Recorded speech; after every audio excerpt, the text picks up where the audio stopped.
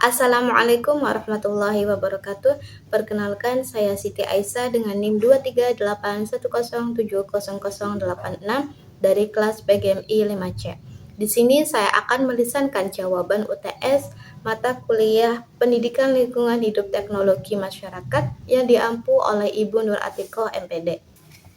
Jawaban nomor 1, yaitu yang pertama, hubungan sains dan teknologi. Nah, sains menjadi landasan pengetahuan bagi perkembangan teknologi. Penemuan dan teori ilmiah menjadi dasar untuk menciptakan alat atau metode baru. Nah, sebaliknya, kemajuan teknologi juga membantu perkembangan sains dengan menyediakan sarana dan instrumen penelitian yang lebih canggih. Yang kedua, ada hubungan sains dan lingkungan. Sains berperan penting dalam memahami cara kerja alam dan ekosistem. Nah, melalui penelitian ilmiah, manusia dapat mengetahui dampak polusi, penyebab perubahan iklim, dan cara menjaga keseimbangan lingkungan. Dari penelitian tersebut, manusia dapat mengembangkan solusi yang ramah lingkungan, seperti energi terbarukan, pertanian organik, dan bioteknologi. Yang ketiga, hubungan teknologi dan lingkungan. Nah, teknologi ini memiliki dua sisi terhadap lingkungan. Yang pertama, teknologi dapat merusak lingkungan, yaitu misalnya melalui limbah industri, emisi kendaraan, atau eksploitasi sumber daya alam yang berlebihan. Yang kedua, teknologi dapat memperbaiki lingkungan, seperti teknologi pengolahan air limbah, panel surya, atau kendaraan listrik. Yang ketiga, ada hubungan masyarakat dan sains. Masyarakat memerlukan sains untuk meningkatkan kualitas hidup baik dalam bidang kesehatan, pendidikan, dan lainnya. Sebaliknya, kebutuhan masyarakat menjadi pendorong dalam kemajuan sains. Yang keempat, ada hubungan masyarakat dan teknologi. Nah, teknologi itu kan diciptakan oleh manusia untuk mempermudah aktivitas hidupnya, mulai dari komunikasi, transportasi, hingga pekerjaan. Namun, masyarakat juga harus bertanggung jawab dan beretika dalam menggunakan teknologi tersebut. Yang terakhir, hubungan masyarakat dan lingkungan. Masyarakat hidup tergantung pada lingkungan karena alam menyediakan sumber daya untuk kebutuhan ekonomi dan sosial. Namun, jika eksploitasi dilakukan secara berlebihan, maka akan merusak lingkungan. Melalui pendidikan sains dan dukungan teknologi, masyarakat dapat menerapkan gaya hidup berkelanjutan seperti daur ulang, konservasi air, dan lain sebagainya. Selanjutnya, salah satu contoh konkret yaitu pengembangan energi surya di Indonesia. Indonesia itu memiliki potensi energi surya yang besar karena berada di garis khatulistiwa. Nah, untuk mengurangi ketergantungan terhadap bahan bakar fosil yang mencemari lingkungan, banyak wilayah terkini yang mulai menerapkan teknologi panel surya. Nah, analisis dampak dari 4 perspektifnya yaitu pertama sains. Sains itu kan mengembangkan pengetahuan tentang energi matahari, konservasi energi, dan efisien sel surya. Nah, penelitian sains ini menjadi dasar pengembangan teknologi energi terbarukan yang lebih efisien dan terjangkau. Kedua, teknologi. Dari pengetahuan ilmiah tersebut diterapkan dalam bentuk panel surya, baterai penyimpanan energi, dan sebagainya. Nah, teknologi ini membantu menyediakan listrik di daerah terpencil tanpa memerlukan pembangkit bahan bakar fosil. Yang ketiga, lingkungan. Nah, dari teknologi panel surya tadi, itu dapat mengurangi emisi karbon dan pencemaran udara, serta membantu menghambat laju perubahan iklim. Namun, perlu juga mengolah limbah panel surya dengan bijak agar tidak merusak lingkungan. Yang terakhir, dari perspektif masyarakat, yaitu masyarakat memperoleh akses listrik yang lebih stabil dan murah, terutama di daerah terpencil. Nah, hal ini meningkatkan kualitas hidup, membuka peluang usaha, dan menumbuhkan kesadaran akan pentingnya energi bersih. Kemudian, jawaban nomor 2. Strategi pembelajaran yang dapat digunakan untuk menumbuhkan sikap tanggung jawab dan etis terhadap lingkungan, yaitu meliputi pembelajaran yang berbasis pada proyek atau PJBL, inquiry, ilmiah, dan eksperimen.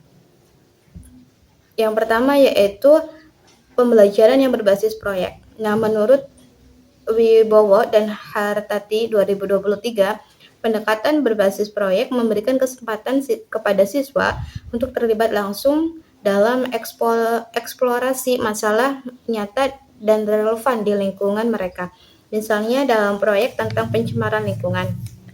Siswa dapat melakukan penelitian kecil, mengumpulkan data tentang sumber polusi, serta mengembangkan solusi berbasis ilmiah. Nah, melalui aktivitas ini, siswa belajar untuk bertanggung jawab dan etis terhadap lingkungan serta bekerja sama dalam tim. Kemudian pendekatan inquiry ilmiah juga menjadi strategi yang efektif dalam mengembangkan keterampilan berpikir kritis dan rasa ingin tahu. Nah, menurut Rohayu dan Susanto 2022, inquiry ilmiah mengajarkan kepada siswa untuk mengajukan pertanyaan, merancang eksperimen, serta menganalisis data secara sistematis. Nah, misalnya, siswa meneliti permasalahan sampah di lingkungan sekolah. Siswa tersebut mengamati jenis-jenis sampah yang ada, mengajukan pertanyaan mengenai dampaknya terhadap lingkungan, dan merancang cara pengolahannya. Nah, melalui kegiatan ini, siswa tidak hanya memahami konsep sains, tetapi juga menumbuhkan sikap tanggung jawab dan etis terhadap lingkungan. Yang terakhir, strategi pembelajaran eksperimen. Nah, strategi pembelajaran eksperimen itu merupakan strategi yang memungkinkan siswa untuk mengalami secara langsung fenomena ilmiah dan menghubungkan dengan kehidupan sehari-hari. Nah, dalam pembelajaran sains teknologi masyarakat, misalnya siswa melakukan eksperimen tentang penyaringan air menggunakan bahan-bahan alami seperti pasir, kerikil, dan arang. Nah, setelah itu, guru dapat mengaitkan hasil eksperimen dengan isu lingkungan nyata seperti pencemaran air akibat limbah rumah tangga. Nah, sehingga siswa terdorong untuk bertanggung jawab dalam menggunakan air. Jawaban nomor 3, yaitu prinsip sains yang mendasari teknologi biogas adalah pencernaan anaerobik, yaitu proses penguraian bahan organik oleh mikroorganisme atau bakteri di lingkungan yang bebas oksigen untuk menghasilkan biogas. Yang kedua, kelebihan dalam penggunaan biogas yaitu dapat mengurangi efek rumah kaca karena biogas itu kan ramah lingkungan.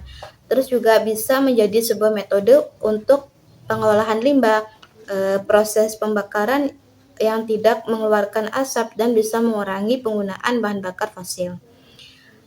Sementara itu, tantangan dalam penggunaan biogas itu diantara lain sistem produksi dari biogas yang belum efisien, akses pendanaan, tata kelola, dan kurangnya pemahaman dan minat masyarakat.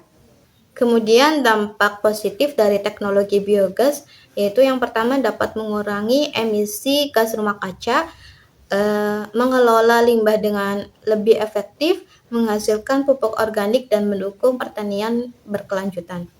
Yang terakhir, masyarakat lambat dalam mengadopsi teknologi ini itu karena masih ragu dan terbiasa dengan cara lama.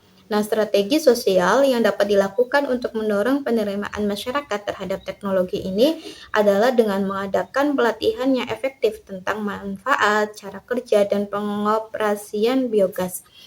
Kemudian memberikan dukungan finansial dan menyediakan bantuan teknis untuk instalasi dan perawatan digester. Jawaban nomor 4, yaitu yang pertama nama produknya kreasi daur ulang plastik di sekolah.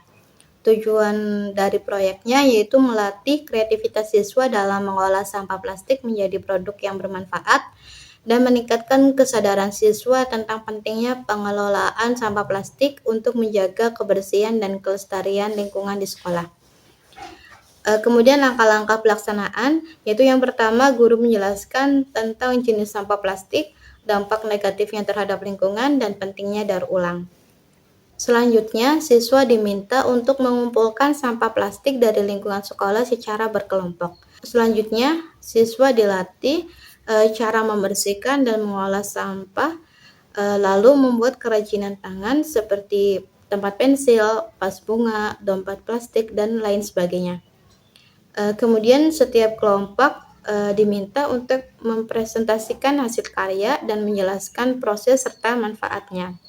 Dan terakhir sebagai refleksi dilakukan diskusi kelas mengenai manfaat daur ulang sampah plastik dan pentingnya menjaga kebersihan lingkungan sekolah. Kemudian keterkaitan dengan unsur sains, teknologi, lingkungan, dan masyarakat. Yang pertama, sains. Itu memahami sifat plastik, proses daur ulang, dan dampak plastik pada lingkungan. Dari unsur teknologi, yaitu mempelajari teknik pengolahan sampah plastik dan penggunaan alat sederhana dalam membuat kerajinan tangan. Dari unsur lingkungan, yaitu mengidentifikasi masalah sampah plastik dan mencari solusi nyata untuk mengurangi limbah plastik di sekolah. Dan kemudian dari unsur masyarakat, yaitu mengembangkan sikap peduli lingkungan dan kerjasama dalam kelompok. Indikator kreativitas dan hasil karya. Yang pertama, indikator kreativitas yang dinilai pertama yaitu originalitas ide kerajinan dari plastik daur ulang, kemudian keindahan dan fungsi produk yang dihasilkan, dan kerjasama serta inisiatif kelompok dalam melaksanakan proyek. Untuk hasil karyanya yaitu berupa produk kerajinan tangan dari sampah plastik seperti tempat pensil, vas bunga, dompet, dan lain sebagainya, dan poster tentang daur ulang plastik dan manfaatnya terhadap lingkungan.